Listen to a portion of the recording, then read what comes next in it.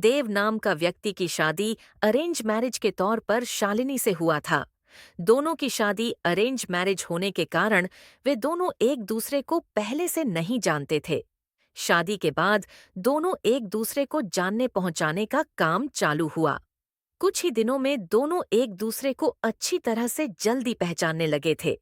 जब दोनों में अच्छी तरह से पहचान हुआ, दोनों एक दूसरे को समझने लगे थे, तो देव को लग रहा था कि उसे एक बेहतर ही पत्नी मिली है, क्योंकि उसे पूरी तरह से समझने के बाद उसे समझ में आ गया था कि लव मैरिज करना कोई जरूरी नहीं है, अरेंज मैरिज में भी अच्छी पत्नी मिल जाती है।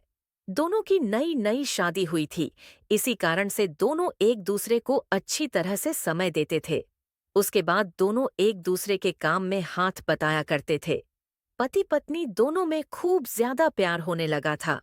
अब उसकी पत्नी भी देव को समझ गया था और उसे किसी भी प्रकार का कोई काम या किसी प्रकार की कोई सामान जरूरत पड़ने से पहले ही उसकी पत्नी उसी के सामने हाजिर कर देते थे।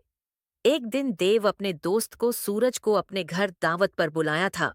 देव और शालिनी के प्यार देखकर सूरज बोल उठाकर, तुमने तो अरेंज मैरिज की है, लेकिन तुम्हारी पत्नी बहुत अच्छी है, तुम्हारा बहुत ज्यादा ख्याल रखती है और तुम दोनों भी अच्छी तरह से अपना काम कर रहे हो।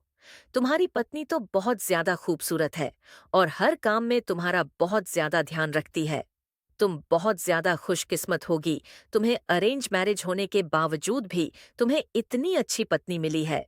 एक दिन देव अपनी पत्नी से कहता है कि तुम जाकर तैयार हो जाओ, हम लोग कहीं घूमने जाने वाले हैं।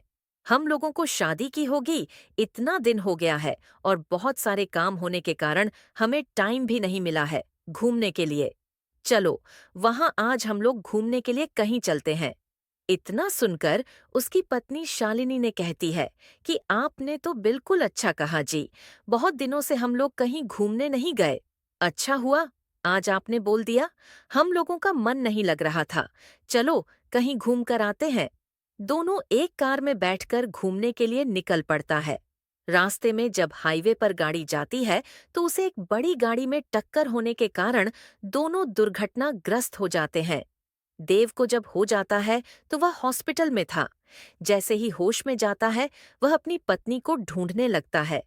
तभी को अपनी पत्नी को ढूंढते ढूंढते दूसरे कमरे में चली जाती है, जहां वह देखती है कि उसके सर अथवा पैर में तो दोपहर में बहुत ज्यादा चोट आई है। देव घबराकर डॉक्टर से पूछता है कि मेरी पत्नी की तबीयत ठीक तो है, क्या वह सही हो जाएगी ना? तभी डॉक्टर कहता है कि तुम्हारी पत्नी की पैर की नसों में ज्यादा खून निकलने के कारण पैर को काटना पड़ा है, वह नहीं चल सकती है। इतना सुनते ही शालिनी की आंखों में आंसू आ जाता है और कहता है कि मैं तो आपके ऊपर अब बोझ बन गया हूं। उसके बाद देव कहता है कि ऐसा कोई बात नहीं है, इतने दिनों से तुमने मेरा ख्याल रखा था, अब मेरा फर्ज बनता है कि मैं भी तुम्हारा ख्याल रखूंगा। अब दोनों साथ मिलकर अपने घर की तरफ रवाना हुआ। घर जाकर दोनों एक दूसरे के बिना ना रहने की कसम खाई थी।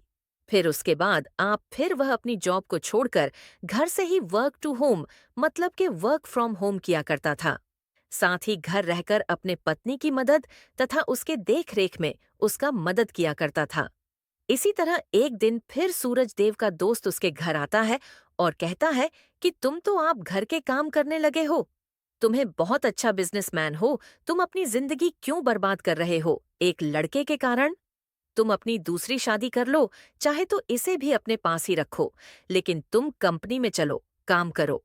इसके बाद देव कहता है कि मेरी पत्नी से बढ़कर मेरी जिंदगी में कुछ भी नहीं है। मैं उसकी देखभाल हमेशा करूंगा और करता ही रहूंगा, क्योंकि हमेशा से ही मुझसे प्रेम करती थी और हमेशा से ही हम लोग पति पत्नी आपस में प्रेम करते रहेंगे।